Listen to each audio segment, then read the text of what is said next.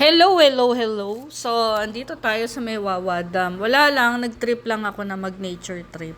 Mag-trip lang na mag-nature trip.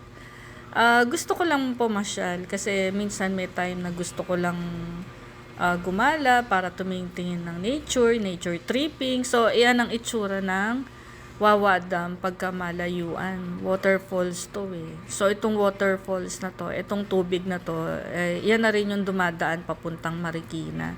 So, kita mo naman, naglalaki ang bato. Minsan, mapapawaw ka na lang. Hindi mo alam, paano kaya lumaki tong bato na to na ganito kalaki na halos parang ilang palapag na ng building. So, dito sa kabundukan ng Montalban, ang dami talagang pwede pang madiskubre. So, yan, may mga kubo-kubo. Pag mga weekends, maraming taong nagre-rent dyan para kumain, para mag-happy-happy, mag-bonding. So, nanggagaling tong tubig na to sa kabundukan eh.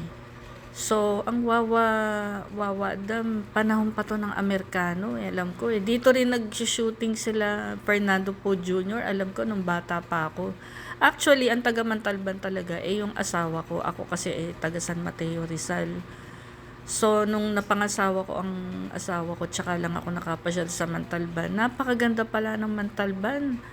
Alam mo yung inner side ko na mahilig sa nature, parang dito ko na-appreciate. Dito mo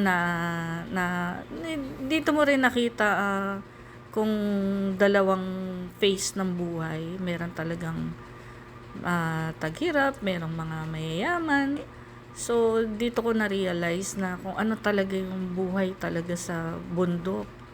Dito ko na-appreciate na talagang napakaswerte yung mga nasa kapatagan. Kasi dito sa bundok, bago mo kitain ng pera, lalo na yung mga nagbubuhat ng saging, kailangan pa nilang buhatin bago nila makuha yung pera.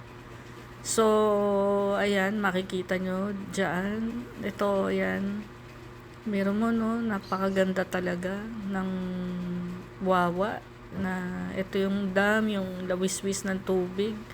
Tumambay nga muna ako sa portion na to. Nagbasa-basa ng dala kong pocketbook kasi alam nyo naman, medyo fan ako ng mga nature tripping. Yung pati sounds, pinapakinggan ko. Kasi parang music in my ears eh. Parang nakakakalma ng utak yung nature view at saka yung sounds niya.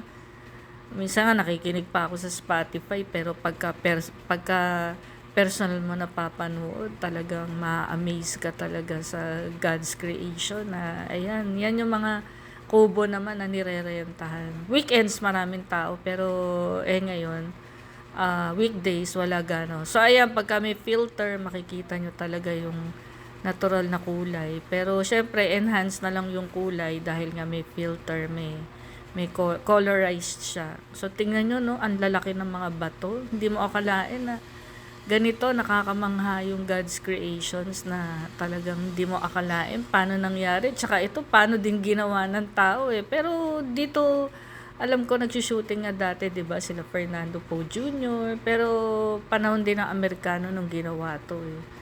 So, ayan, ang Wawa Dam, malapitan. Ito yung mga kubo. So, dito, nakilala ko si Kuya, 60 years old na siya, nagbubuhat siya ng 40 kilos na saging.